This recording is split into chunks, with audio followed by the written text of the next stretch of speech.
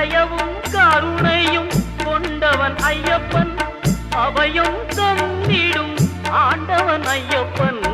அபயம் தந்திடும் ஆண்டவன் ஐயப்பன் ஐயப்பனை காண